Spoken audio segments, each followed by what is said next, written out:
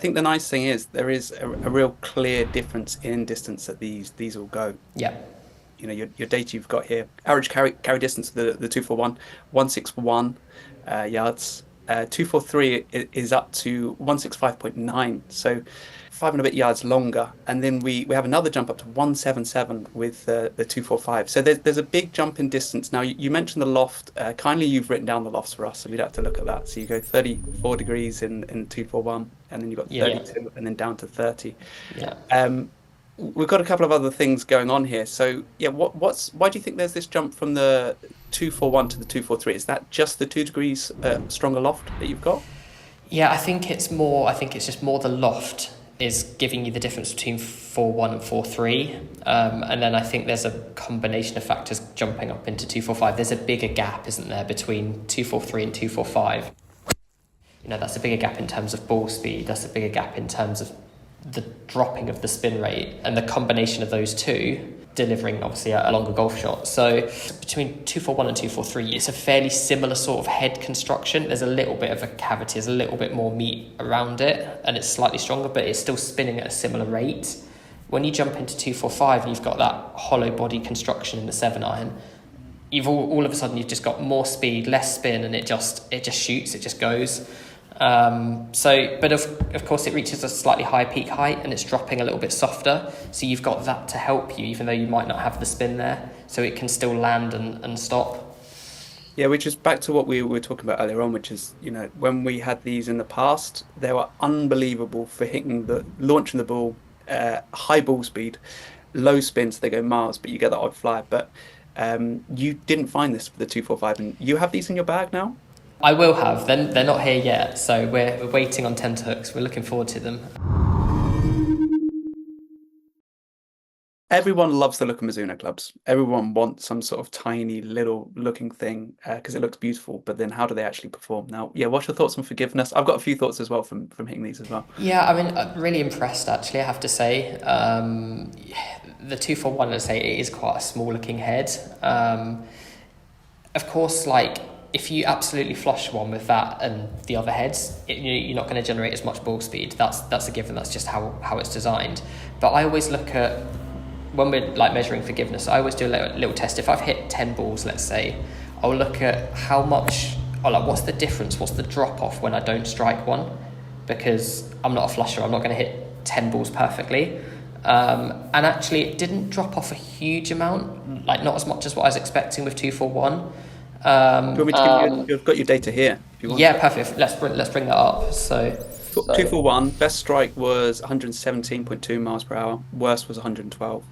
yeah. So you had a 4.9 mile an hour drop there. Which, if we put that into context, so we're looking at maybe 2 to 3 yards, aren't we, for a mile an hour? So you sort of 12 to 15 yards there with the worst strike against the best strike. So it's not, people are often afraid of hitting blades because they're like, well, if I don't strike it. But of course, there's levels and levels of poor strikes, isn't there? There's something a little bit humble. Yeah, you're not the longest hit in the world, but one of the reasons I love you testing clubs is you are super consistent in terms of strike and launch. And when I look at 10 shots from you, I dream of being able to be that consistent hitting iron shots. You're far too kind, but none of us are on tour. But we're competent enough as players that go and play some sort of low level professional golf. But yeah, so it's not a bad drop off there. I think the real nice one to talk about is the 245s. Your best and worst. There's only 3.2 mile an hour drop off. So yeah. You've gone for these in your fitting, but did you think, wow, these are really forgiving? I did. Even when I hit it, I actually that day my ball striking was a little bit in and out. And when I didn't quite strike the 245, it still went, and I was like, this is great. And that backs up obviously what we saw when we did the testing a little bit previously. So I mean, 3.2 drop off is nothing really, is it? That's really impressive. So I'm happy for all the help they can give me. Yeah, and I think in summary, I really feel these clubs, they're all more forgiving than they look. It's not going to be the same as some giant chunky club. You're just not going to replicate that. But they all do an incredible job for how forgiving they do look. how do you think about control? So we've got some data of yours here in terms of spin rate, launch, and peak height. But when you're hitting a mid iron, what are you thinking about in terms of how you're going to judge control and what golfers need? I guess the first thing when it comes to control that I always look at is spin rate, because if you've not got spin, you've not got control. I think that's fair to say. And control obviously comes in different forms, doesn't it? Control can be just trying to hit the same shot at consistent distance, and knowing that, okay, my stock 7-iron is going to land 165, before you factor in wind conditions, everything else. So that's one aspect of control, but control can also be, okay, when the ball's coming out of the rough, can I still control the distance there? Can I flight the ball up? Can I flight it down? Can I shape it from right to left and left to right? We're maybe getting into the realms of like your lower handicap golfers there, but it's still things that people are looking for. So generally, if you've got, within reason, you've got more spin on the golf ball, you can do more of those things, and you reduce the amount or the potential for flyers. So you'll see that, there's a progression that 2-4-1 spins the most, and obviously stops the quickest. 2-4-3 is not that far behind it, and then there's a big jump, and 2-4-5 spins, probably 600-700 RPMs less, which, as we've talked about, is hence why it goes a little bit further. But of course, isn't going to stop quite as quickly either. But that having been said, you're going to go onto the peak height. Yeah, the peak height is higher. It launches. It really does reach a high peak height, and so the landing angle is steeper, and you get some control in that respect. And I think we need to look at it in context as well. I mean, mine spun at 5.7, I think, on average.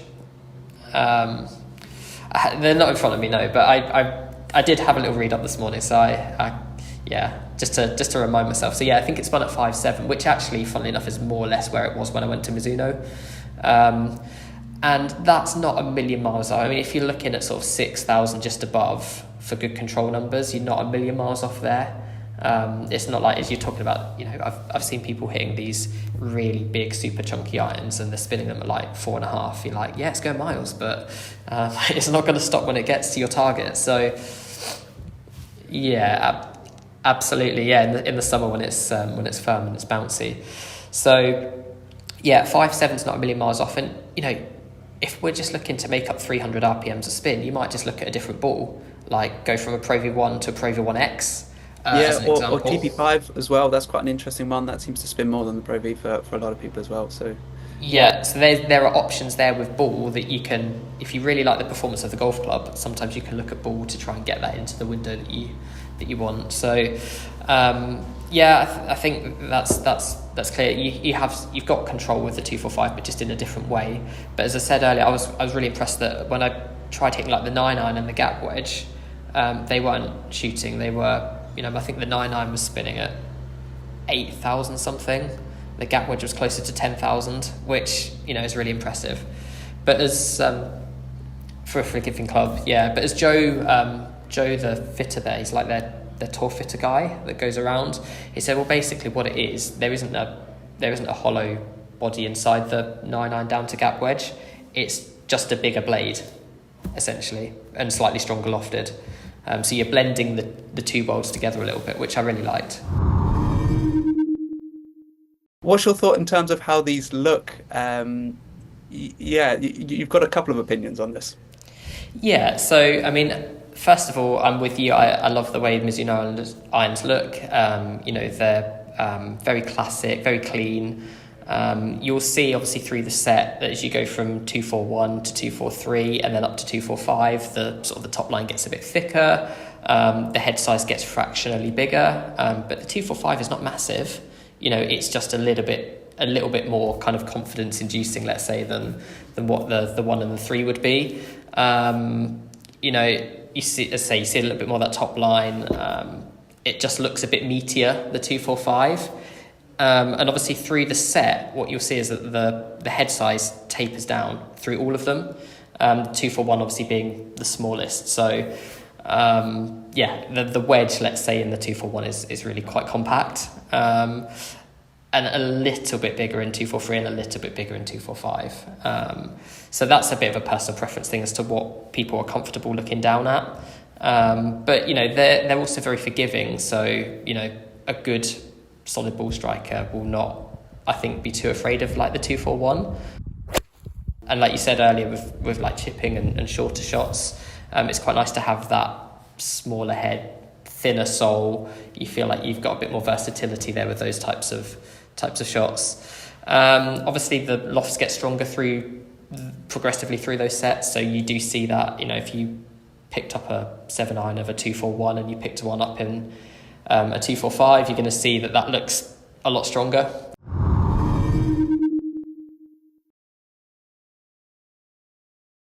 A quick question on that. So, when you're hitting the hollow head ones, does it feel different to you?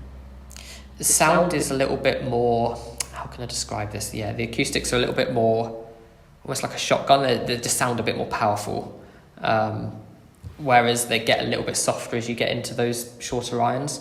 But they do also, as we touched on before, I think they use the chromoly metal in the mid to longer irons, and it goes into that softer, is it 1025E they use in the shorter ones. Whereas like in the 241, they use that all the way through. I think 243 is 8 down to gap wedge, they use it. And 245 is 9 down to gap wedge. So you do get a different feel and response. Because feel is obviously what you feel through your hands, isn't it?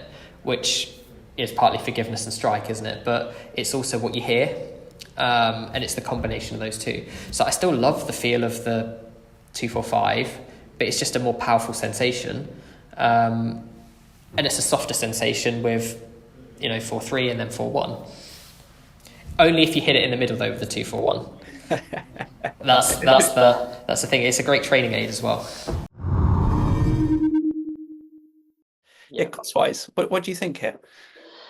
Look, it's a premium product. First and foremost, it's appealing to, with no disrespect to lots of golfers here, but it's appealing probably to your players with relatively mid to lower handicaps and your more serious golfers. You're looking at slightly more precision tools, aren't you? Particularly as you go into sort of the 243 and 241. So we're not expecting it to be, at the lower end, but equally, it's not also at the highest end either. It sits quite nicely in the middle as, I think there's a difference of about £100 per set of 6 irons. If you go from 241 into 243, gets slightly more expensive. 243 into 245, again, gets slightly more expensive. And obviously if you then combo, then that's going to blend those two prices together. But, I've always been of the view that value is, does the product do what the golfer needs and what the golfer wants? And if it does and they can afford it, then it represents good value, doesn't it? But if we're cross-comparing to like other brands, like your Ping have got, I suppose, similar products with like i230, i530 would be like your 245 equivalent, and the Blueprint. And some of those are slightly more expensive, some of them are slightly cheaper, but they're in a ballpark, they're in an area. I would say these are some of the best irons on the market for what they aim to do, and they're not the most expensive. So from that perspective, pretty good value. I think so. But not cheap, not cheap. Yeah.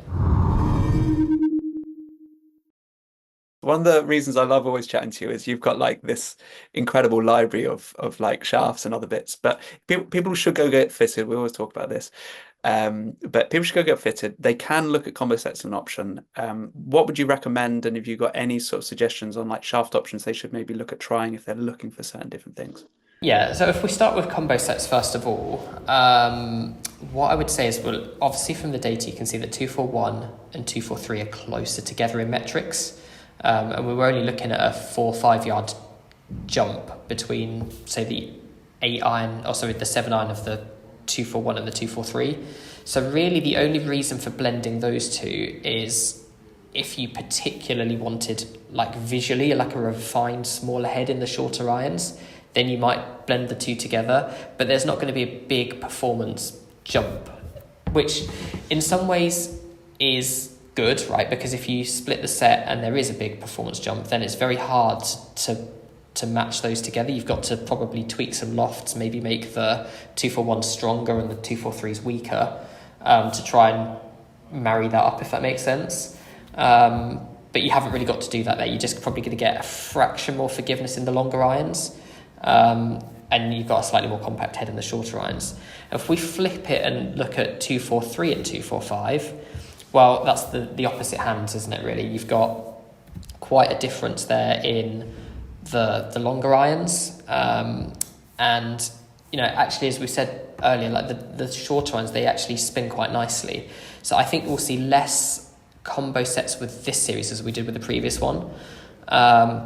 However, you can do it, but I think you'll probably find that you need to, as I say, tweak the loft of the 243 and maybe weaken the loft of the 245 just to blend that, so you don't end up with an 8 iron that's going, 150 and a 7 iron that's going 170. Otherwise, that's really difficult. So Nice, very interesting. And then, have you got any quick shout outs on shafts? Obviously, people should go get fitted, but yeah, that's always that's the first thing. I mean, Mizuno have this tool that they've had for a long time. It's called a DNA stick. So it's basically a stick with a box on it, and it's measuring all sorts of metrics of how you deliver the club. So you hit 3 balls with it. It's measuring kind of your dynamic lie angle. It's measuring where the shaft is loaded and how it unloads, what your angle of attack is, what your shaft lean is at impact, and from that, it's got like 3D profiling of all the different shafts in the lineup. And again, going back to value, one of the really good things of Mizuno is graphite or steel, same price. A wide range of shafts in the fitting kits that you can try, more than I would say that we've got in any of the other brands. So really good from kind of that respect. And it can match it up to bending profile. And obviously the players are looking for a certain flight, aren't they? They might be looking for more height, they might be looking for like a lower flight, like I was. It depends kind of what you're looking for, but you've got, from the very stiffest shafts, like a KBSC taper, for example, that is an absolute broomstick, and is really going to cut the flight down, you've got like your lighter steel shafts, like a Modus 105, you've got the NS Pro shafts that are really designed to launch the ball and get it sky high, and everything in between.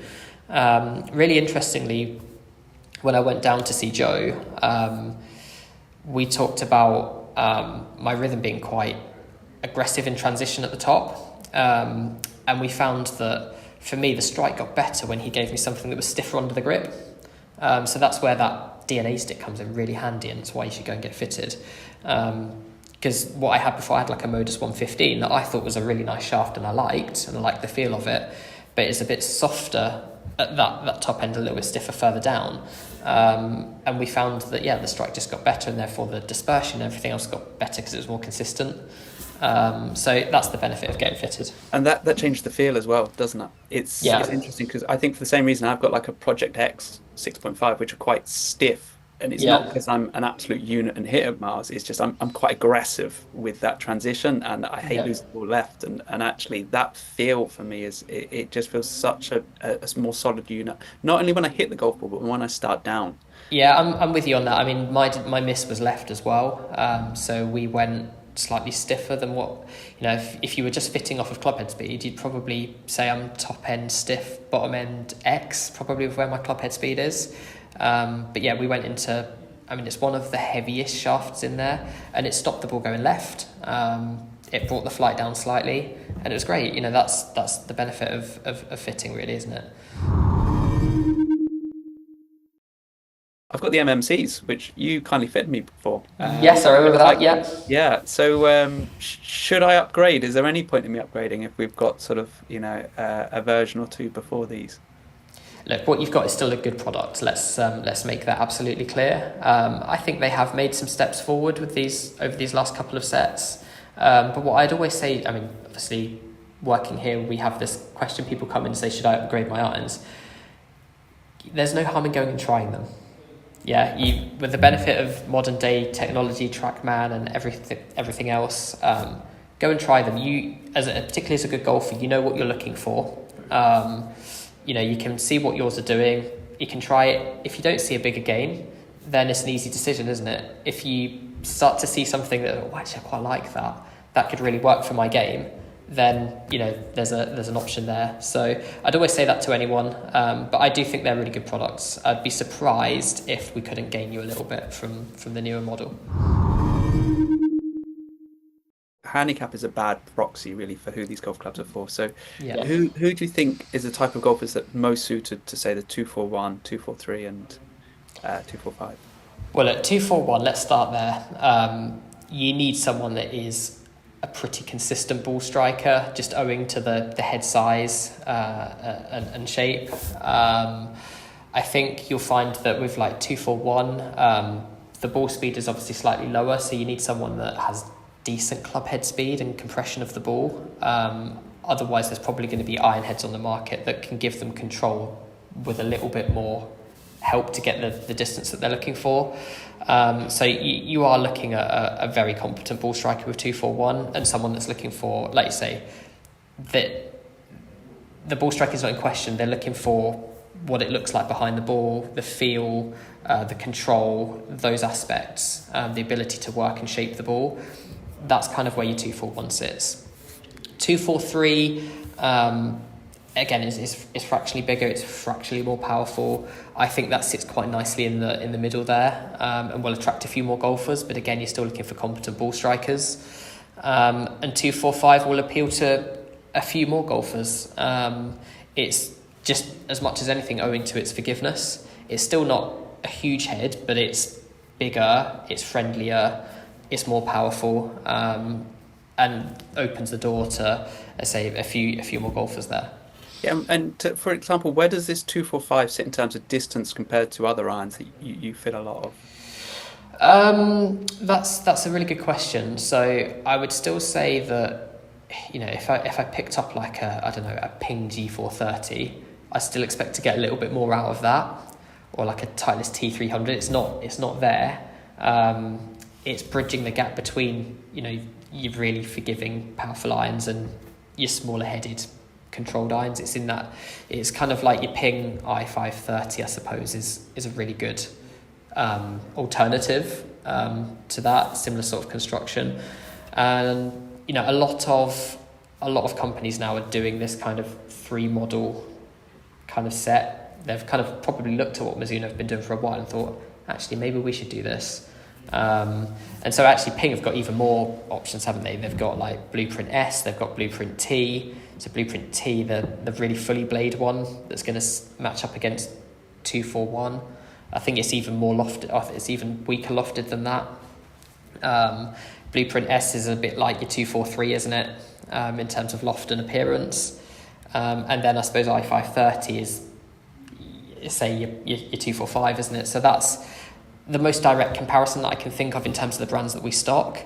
But of course, there are other brands as well, like Titleist have your T100, your 100S, don't they? Or it's now 150, isn't it, I think, the new one.